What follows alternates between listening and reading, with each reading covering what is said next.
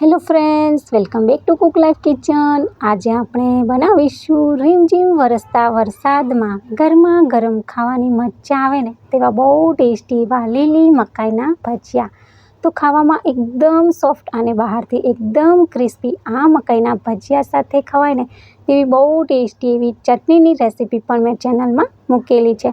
Link હું નીચે description બોક્સમાં આપી દઈશ। તો ચાલો જોઈ લઈએ મકાઈના ભજીયાની રેસીપી।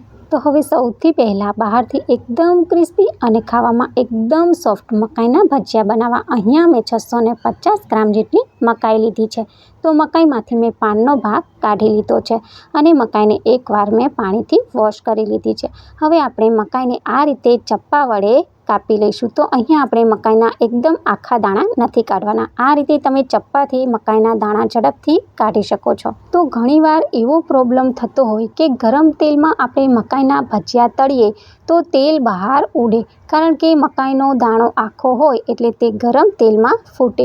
તો આજે આપણે મકાઈના દાણા આખા નથી લેવાના, આ રીતે આપણે તેને મિક્સર જારમાં ઉમેરીશું અને મકાઈના દાણાના 3-4 ટુકડા થાય ને તેવું અધ કચરું આપણે આને પીસવાનું છે। તો અહીંયા મેં મકાઈના દાણાને અધ કચરા એવા પીસી લીધા છે। તો તમે આખા દાણાની જગ્યાએ આ રીતે થોડા વાટી અને પછી લેશો ને તો ભજીયામાં મીઠી મીઠી મકાઈનો સ્વાદ પણ આવશે અને ભજીયા ખાવામાં બહુ જ ટેસ્ટી લાગશે। હવે આપણે આ મકાઈના દાણાને મિક્સિંગ બાઉલમાં લઈ લઈશું અને હવે આપણે આમાં ઉમેરીશું 2 થી 3 ઝીણા સમારેલા લીલા મરચાં। તો ભજીયામાં તમારે તીખાશ કેવી જોઈએ છે તે રીતે તમારે મરચાંનું પ્રમાણ લેવાનું અને અડધા બાઉલ જેટલી ઝીણી સમારેલી ડુંગળી લઈશું। તો અહીંયા જો તમે ડુંગળી ના ખાતા હોય તો તમે સ્કીપ પણ કરી શકો છો અને પછી અડધા બાઉલ જેટલું છીણેલું ગાજર ઉમેરીશું। તો અહીંયા તમારી પાસે જો ગાજર ના હોય તો તેને પણ તમે સ્કીપ કરી શકો છો, પણ હોય તો ચોક્કસથી ઉમેરજો। થોડા વેજીટેબલ ઉમેરવાથી ભજીયાનો સ્વાદ બહુ જ સરસ આવે છે। અને હવે આપણે આમાં થોડા મસાલા કરી લઈએ। તો 1 નાની ચમચી જેટલું મીઠું ઉમેરીશું, તો તમારે સ્વાદ પ્રમાણે મીઠું ઉમેરવાનું અને 1 નાની ચમચી જેટલું લાલ મરચું પાવડર। તો આપણે અહીંયા લીલા મરચાં પણ ઉમેર્યા છે એટલે લાલ મરચું વધારે ના થઈ જાય તેનું તમારે ધ્યાન રાખવાનું। અડધી ચમચી જેટલો હળદર પાવડર અને 2 ચમચી જેટલો ધાણા જીરું પાવડર ઉમેરીશું અને પછી 1 નાની ચમચી જેટલો આમચૂર પાવડર। તો તમે આમચૂર પાવડરની જગ્યાએ લીંબુનો રસ પણ લઈ શકો છો અને 1 નાની ચમચી જેટલા વાટેલા મરી। તો મરીનો ટેસ્ટ પણ આ ભજીયામાં બહુ સરસ આવે છે।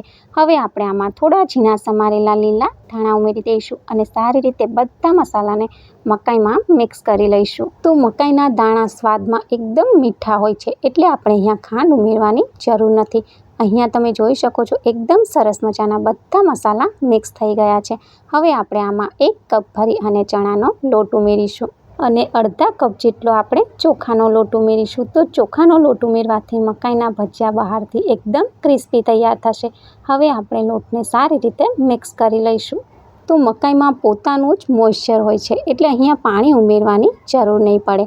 અહીંયા તમે જોઈ શકો છો એકદમ મસ્ત મજાનું આપણું ભજીયાનું બેટર રેડી થઈ ગયું છે। પણ જો આ સમયે તમને એવું લાગે ને કે ભજીયાનું બેટર થોડું પાતળું છે તો તમે અહીંયા 2 ચમચી ચણાનો લોટ અને અડધી ચમચી ચોખાનો લોટ ફરીથી ઉમેરી શકો છો। હવે આપણે સરસ મજાના ભજીયા બનાવીએ। તો અહીંયા મેં તેલને પહેલાં જ ગરમ કરવા મૂકી દીધું છે।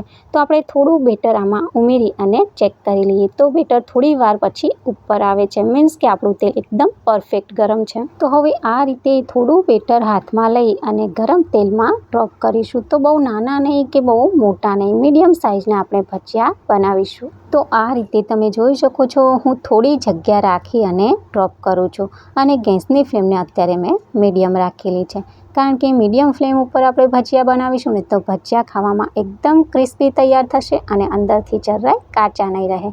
હાઈ ફ્લેમ પર ભજીયા બનાવવાથી ઉપરથી તો ભજીયા ક્રિસ્પી થઈ જાય છે પણ અંદરથી તેમાં થોડી કચાશ રહી જાય છે અને એકવાર ભજીયા સારી રીતે તેલમાં સેટ થઈ જાય ને પછી જ આપણે ભજીયાની સાઈડને ચેન્જ કરવાની છે। તો હવે તમે જોઈ શકો છો કે ભજીયા તેલમાં આ રીતે ઉપર આવી ગયા છે। આ રીતે તે તેલમાં ઉપર આવી જાય ને પછી આપણે તેને પલટાવી દઈશું અને આ રીતે ફેરવતા ફેરવતા આપણે ભજીયાને એકદમ ગોલ્ડન બ્રાઉન ના થાય ને ત્યાં સુધી તળી લઈશું। અને હવે તમે જોઈ શકો છો કે આપણા ભજીયા એકદમ સરસ મજાના ગોલ્ડન બ્રાઉનના થઈ ગયા છે અને તે ક્રિસ્પી થઈ ગયા છે। તો હવે બસ આ રીતે આપણે તેને ઝારામાં લઈ અને એક્સ્ટ્રા ઓઇલ કાઢી અને પ્લેટમાં લઈ લઈશું. અને પછી આ રીતે બીજી બેન્ચના ભજીયા પણ તળી લઈએ. તો આ રીતે થોડી જગ્યા રાખી અને ડ્રોપ કરીશું અને પછી ગોલ્ડન બ્રાઉન ના થાય ને ત્યાં સુધી આ ભજીયાને પણ આપણે તળી લઈશું. તો હવે આ એકદમ ક્રિસ્પી ગરમા ગરમ લીલી મકાઈના ભજીયા સાથે બહુ ટેસ્ટી એવી ચટણી.